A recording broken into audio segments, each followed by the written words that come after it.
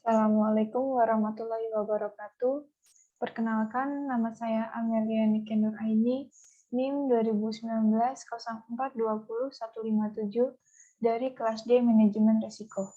Di sini saya akan mempresentasikan tentang risk register pada entitas PT Gudang Garam Tbk. Adapun daftar isinya, yaitu yang pertama ada biodata asesi, kedua latar belakang, ketiga batas kajian, keempat struktur organisasi, kelima identifikasi resiko, keenam faktor positif, ketujuh resiko inheran, kedelapan mitigasi resiko, kesembilan resiko residual, kesepuluh profil resiko inheran, kesebelas profil resiko residual, 12 resiko efektif, 13 risiko effective report, dan yang terakhir adalah kesimpulan. Biodata asesi, nama lengkap saya yaitu Amelia Nike Nuraini, riwayat pekerjaan, magang di Rumah Sakit PKU Muhammadiyah Gonggong pada bulan Mei sampai dengan Juli 2022, riwayat pendidikan yaitu SD Al-Irsyad 02 Cilacap, SMP Negeri 4 Cilacap, SMA Negeri 3 Cilacap, dan sedang menempuh jurusan akuntansi di Fakultas Ekonomi dan Bisnis Universitas Muhammadiyah Yogyakarta. Jabatannya yaitu sekarang mahasiswi Universitas Muhammadiyah Yogyakarta. Latar belakang dari PT Gudang Garam Tbk. PT Gudang Garam Tbk merupakan perusahaan yang bergerak di bidang industri rokok dan yang terkait dengan industri rokok, sebagai salah satu produsen rokok kretek terbesar di Indonesia. PT Gudang Garam berdasarkan riset pasar Nielsen pada akhir tahun 2016 memiliki pangsa pasar rokok dalam negeri sekitar 20,8% dengan produk-produk yang sudah dikenal luas oleh masyarakat di seluruh Nusantara. Beberapa produk rokok dari PT Gudang Garam yaitu berbagai jenis rokok kretek filter seperti Gudang Garam Internasional, Surya, Gudang Garam jenis rendah tar nikotin atau LTN, seperti Surya Pro Milk, GG Milk, Sigma Milk, Gudang Garam produk tradisional sigaret kretek tangan seperti Klobot, Seribu Dari, Gudang Garam Merah, dan Jaja. PT Gudang Garam awalnya didirikan oleh Surya Wonowijojo atau Joa Jinwe di Kediri, Jawa Timur pada 26 Juni 1958 dengan nama perusahaan Rokok Jap atau Gudang Garam, Kediri. Konon nama Gudang Garam diperoleh dari mimpi. Selain itu, awalnya Zhou Jiwei berimigrasi dari Fujian, Cina, menuju kota Sampang, Madura yang dikenal sebagai daerah penghasil garam. Usaha pabrik rokok yang dirintis Surya Wonowijojo di pinggir Sungai Berantas pun berkembang pesat, sehingga pada tahun 1966, Gudang Garam merupakan salah satu pabrik rokok kretek terbesar dari produsen rokok yang sudah ada di Indonesia. Kemudian pada tahun 1969, perusahaan berubah status menjadi firma. Selanjutnya pada tahun 1971, bentuk Badan Hukum Gudang Garam diubah menjadi perseroan terbatas. Selanjutnya ada visi dari PT Gudang Garam Tbk.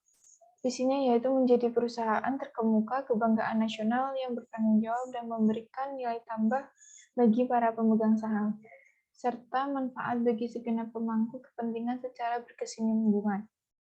Misi dari PT Gudang Garam Tbk yang pertama ada kehidupan yang bermakna dan berfaedah bagi masyarakat luas merupakan suatu kebahagiaan. Kedua, kerja keras, ulet, jujur, sehat, dan beriman adalah prasyarat kesuksesan. Ketiga, kesuksesan tidak dapat terlepas dari peranan dan kerjasama dengan orang lain. Keempat, karyawan adalah mitra usaha yang utama.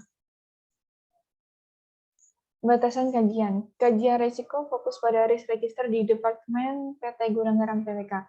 Sumber informasi atau data yang saya dapat berasal dari internet. Adapun struktur organisasi pada PT Gudang Garam Tbk sebagai berikut.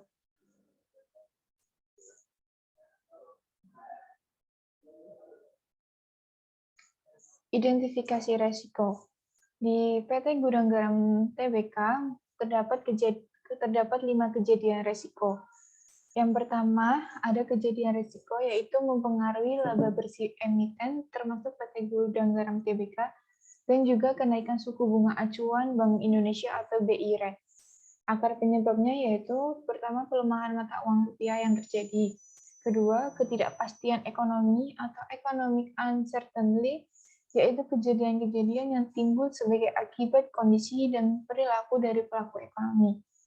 Indikator resikonya yaitu saham yang sangat terpengaruh terhadap pelemahan nilai tukar rupiah.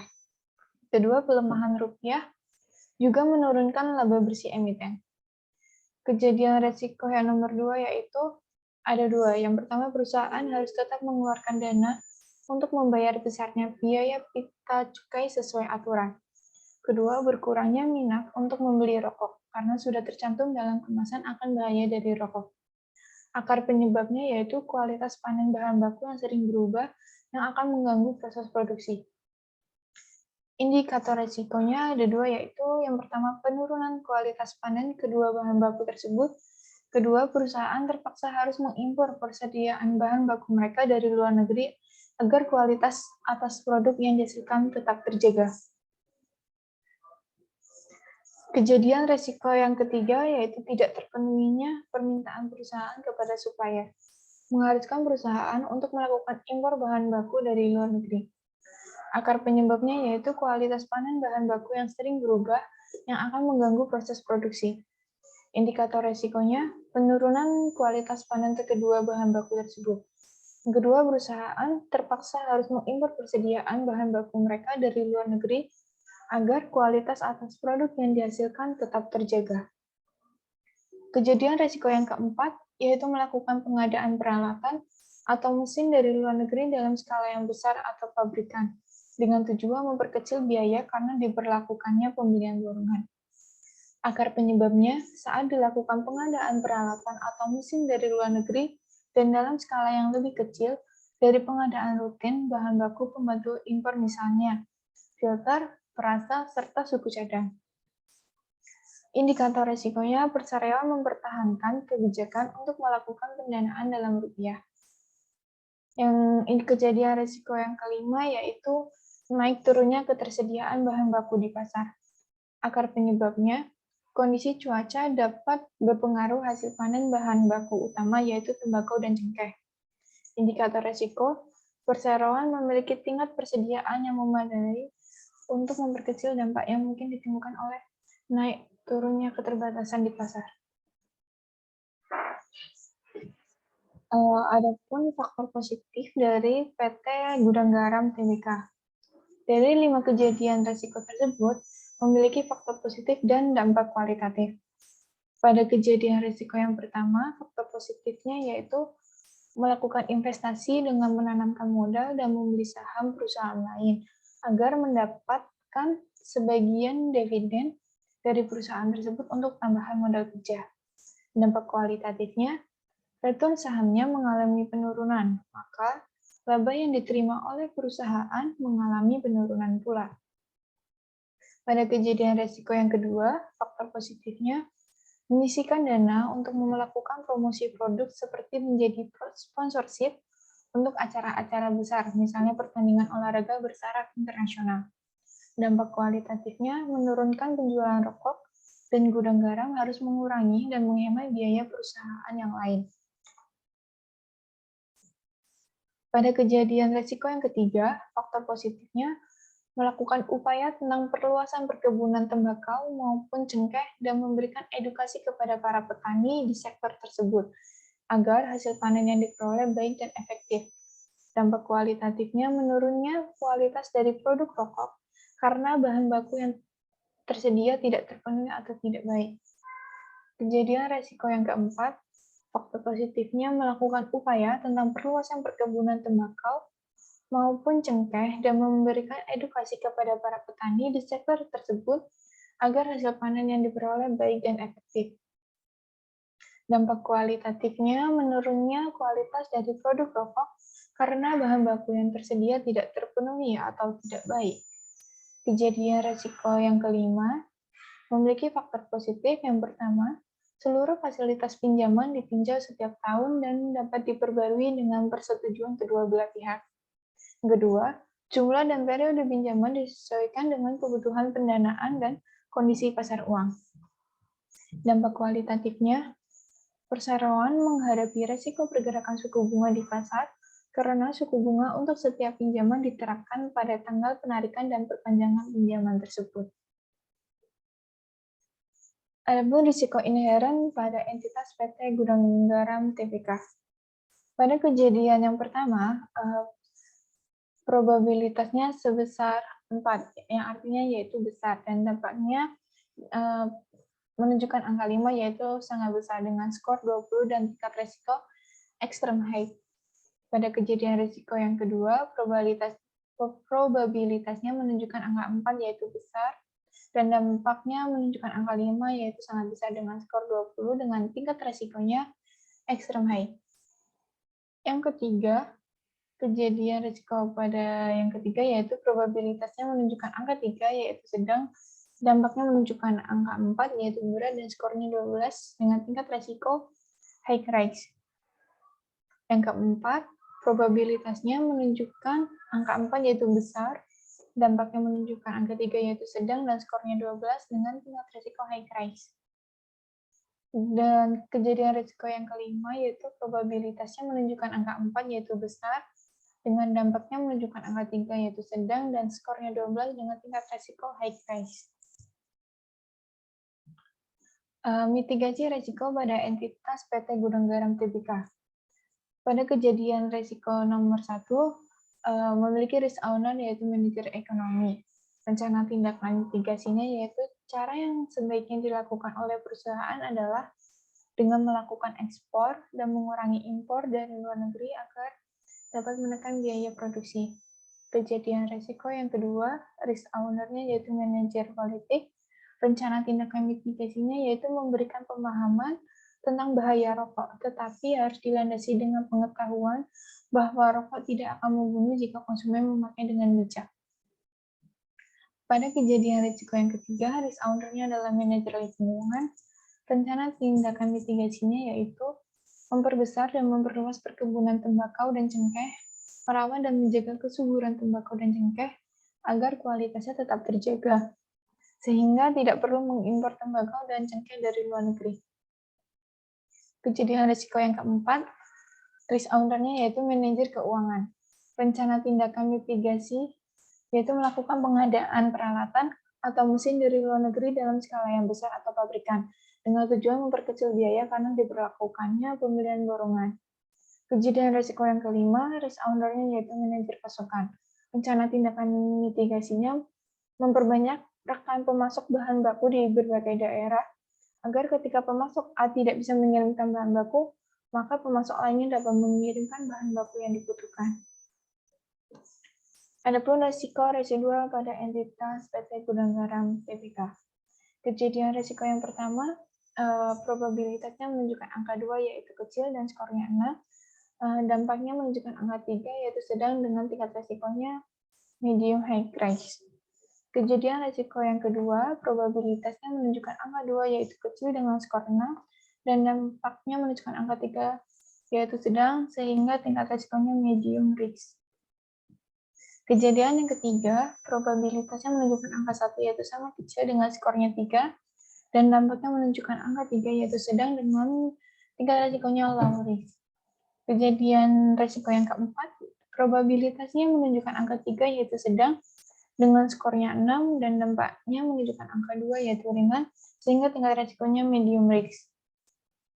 Dan kejadian risiko yang kelima, probabilitasnya menunjukkan angka 3 dengan skor 6, dan dampak menunjukkan angka 2 dengan yaitu ringan, dengan tingkat risikonya medium risk. Berikut adalah profil risiko inheren. Pada kejadian risiko nomor 1 dan 2 memiliki probabilitas antara 60% sampai dengan 80%. Dengan dampak risiko finansial atau terhadap laba bersihnya yaitu lebih dari 0,8. Memiliki dampak yaitu kematian pada pekerja atau masyarakat, sehingga direktur utama itu menegur secara tertulis atau menjatuhkan sanksi. Pada kejadian risiko pada nomor 3 dan 5, memiliki probabilitas antara 40% sampai dengan 60%. Dan dampak risiko finansial terhadap laba bersih yaitu 0,6 sampai dengan 0,8. Dampaknya major injuries pada beberapa orang. Direksi dan audit itu bereaksi terhadap kejadian risiko, membuat surat teguran dan pemberian sanksi kepada pihak yang terkait. Selanjutnya, pada kejadian risiko nomor 4, probabilitasnya antara 60% sampai dengan 80%. Dengan dampak risiko finansial atau terhadap laba bersihnya antara 0,4 sampai dengan 0,6. Dampaknya yaitu major injuries pada satu orang. Manajemen divisi dan audit bereaksi terhadap kejadian risiko dan membuat surat teguran serta pemberian sanksi kepada pihak terkait. Berikut adalah profil risiko residual. Pada kejadian risiko nomor 1 dan 2, probabilitasnya menunjukkan angka 40% sampai dengan 60%. Dan dampak risiko finansial atau terhadap laba bersihnya yaitu antara 0,4 sampai 0,6. Dengan dampaknya major injuries pada satu orang. Manajemen divisi dan audit bereaksi terhadap kejadian risiko dan membuat surat teguran serta pemberian sanksi kepada pihak terkait. Kejadian risiko nomor 3 dan 5 probabilitasnya yaitu antara 10% sampai dengan 40%.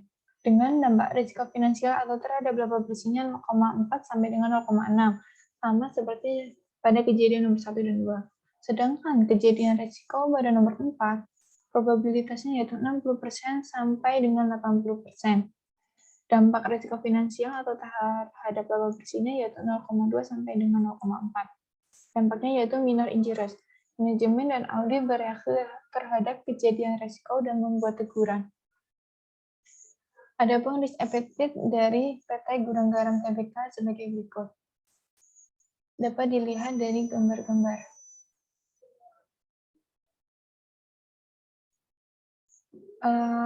Risk appetite report pada PT Gudang Garam Tbk. Pada kejadian risiko nomor 1, status risiko inherennya extreme high, status risiko residualnya medium risk, target risikonya atau risk appetite-nya extreme high. Kejadian nomor 2, status risiko inherennya extreme high, status risiko residual medium risk appetite-nya extreme high. Kejadian risiko nomor 3, status risiko inherennya high risk, status risiko residualnya low risk, target risikonya low risk. Kejadian risiko nomor 4, status risiko inherennya high risk, status risiko residualnya medium risk, target risiko atau risk appetite high risk. Kejadian risiko nomor 5, status risiko inherennya high risk, status risiko residual medium risk, risiko appetite-nya low risk. Yang terakhir yaitu kesimpulan. Kesimpulannya yaitu yang pertama, risiko inheren pada aktivitas operasional PT Gudang Garam Tbk harus diidentifikasi sedini mungkin dan dibuat risk register. Yang kedua, identifikasi risiko inheren bertujuan untuk menganalisa dan juga mengevaluasi yang dipakai sebagai basis dalam penentuan mitigasi risiko atau risiko treatment. Yang ketiga, setelah dilakukan risiko mitigasi terhadap risiko inheren, diharapkan dapat menekan seminimal mungkin risiko residual. Dan yang terakhir yaitu aktivitas tersebut jika dilakukan secara keseluruhan dapat melindungi nilai, bahkan memberikan nilai tambah dalam pencapaian sasaran organisasi. Terima kasih dan sekian presentasi dari saya, kurang lebihnya mohon maaf. Wassalamualaikum warahmatullahi wabarakatuh.